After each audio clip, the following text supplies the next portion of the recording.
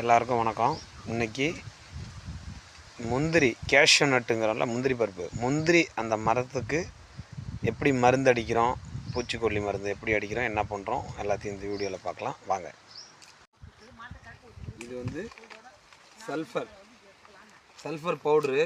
அதாவது இது அதான் அந்த இலை சுருட்டுறது, இலை நோய் கட்டுப்படுத்துகிற மருந்து இது, சரிங்களா? சல்ஃபர் இதில் ஒரு லிட்டருக்கு 1 கிராம், 1 லிட்டருக்கு 1 கிராம். இது 50 லிட்டரு போல், அதனால் 50 கிராம் ஒரு இதுக்கு ஒரு மூணு, கொஞ்சோண்டு எக்ஸ்ட்ரா போட்டுக்கிறேன், சரிங்களா? என்ன கொஞ்சம் இது ஒன்றும் செய்யாது.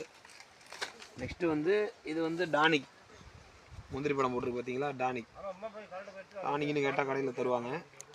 மகசூலை கூட்டுறதுக்காக. இது ஒரு லிட்டருக்கு 2 ml, 1 லிட்டருக்கு 2 ml. இது 50 லிட்டரு, அதனால் 100 ml போட்டுக்கலாம்.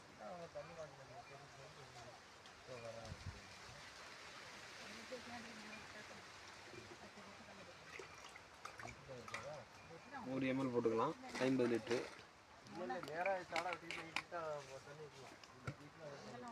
நெக்ஸ்ட்டு இதுதான் புழு பூச்சிக்கொல்லி, புழுவை கொல்றதுக்கான மருந்து. எல்லாம் பவர் கூட. இது உள்ளுக்கு போச்சுன்னா டைரெக்டாக லிவரை பாதிக்கும், ஜாக்கிரதையாக ஹேண்டில் பண்ணணும், சரிங்களா? இதுமே லிட்டருக்கு 2 ml.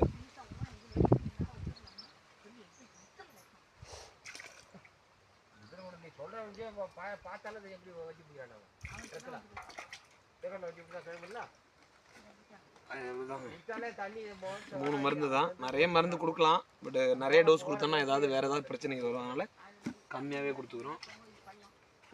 நல்லா மிக்ஸ் ஆகிறதுக்காக மேலே ஒரு குடம் தண்ணி ஊற்றிக்கலாம். டோட்டலாக 50 லிட்டரு இப்போ கணக்கு. மிக்ஸ் பண்ணி வேண்டியதான், அவ்வளோதான். இனிமேல் மருந்து அடிக்கலாம்.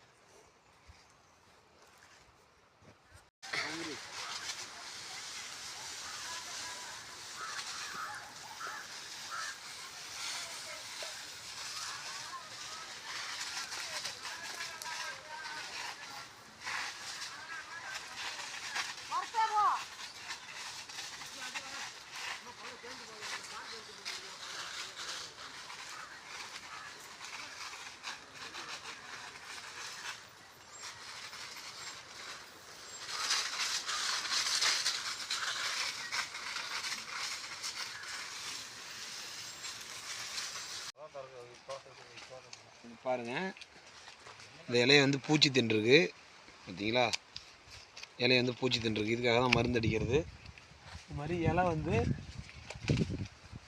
பாருங்க, இலை சுருட்டி இருக்குது பாருங்க, இலை இது சுருட்டி இருக்குது. அது மாதிரி இதெல்லாம் நோய், இதெல்லாம் ஒரு நோயோட அறிகுறி. இதுக்கு சேர்த்தா நம்ம மருந்து அடிக்கிறோம்.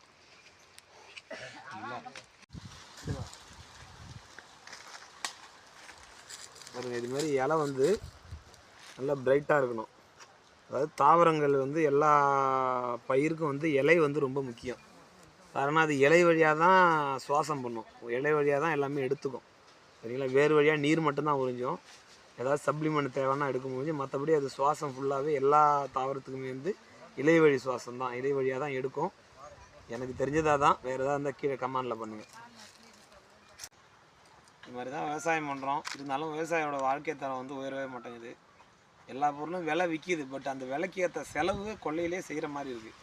அதாவது தண்ணி, உழவு, மருந்து, லேபரு, சரிங்களா? இந்த மாதிரி நம்ம கால்குலேட் பண்ணும்போது இந்த செலவும் விற்கிறதுக்கும் செலவு பண்ணுறதுக்கும் ஓரளவுக்கு ஈவனாக இருக்குது. அதனால் விவசாயிகள் மேலே முன்னுக்கு வர முடியல, சரிங்களா? இந்த செலவினங்களை குறைக்கணும். அரசு ஏதாவது விவசாயிகளுக்கு பல திட்டங்களை கொடுக்குது, ஆனால் விவசாயிகளை சென்றடைய மாட்டேங்குது. அதுக்கு சரியான முறையில் ஒரு துறை, வேளாண் துறை, நல்ல வேளாண் துறை இம்ப்ளிமெண்ட் பண்ணி ஏதாவது மக்களுக்கு விவசாய மக்களுக்கு ஏதாவது சலுகை பண்ணணும். இல்லைன்னா அடுத்த தலைமுறை விவசாயி செத்துருவான் சொன்னோன்னா விவசாயம் இருக்கும், விவசாயி செத்துருவான். காரணம் விவசாயத்தை வேறு கார்பரேட் எம்என்சி அவங்களும் எடுக்க மாட்டாங்க. ஏன்னா லாஸுன்ட்டு ஒரு துறை இருந்துக்கும் போது அதை எடுத்து கார்பரேட் செய்ய மாட்டாங்க.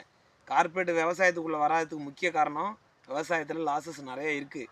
அதனால தான் அவங்க கார்பரேட்டும் எம்என்சிலாம் உள்ளே வரலை, புரியுதுங்களா? இல்லைன்னா அவங்க இந்நேரம் இன்னும் 10-15 வருஷத்துக்கு முன்னாடியே இதை எடுத்து விவசாயம்லாம் நேரம் அப்புறப்படுத்தியிருப்பாங்க. கார்ப்பரேட்டும் உள்ளே வர்றது கஷ்டம்தான். இருந்தாலும் முடியாத பட்சத்துக்கு நம்ம எல்லாம் விவசாயிகள்லாம் அழிஞ்சதுக்கப்புறம் அவங்க கொஞ்சம் கொஞ்சமாக எடுத்து பொருளோட ரேட்டை கூட்டி விற்கிறதுக்கான வாய்ப்புகள் நிறையா இருக்குது. ஸோ விவசாயிகளுக்கு சப்போர்ட் பண்ணுங்கள், விவசாயத்தை காப்பாற்றுங்க.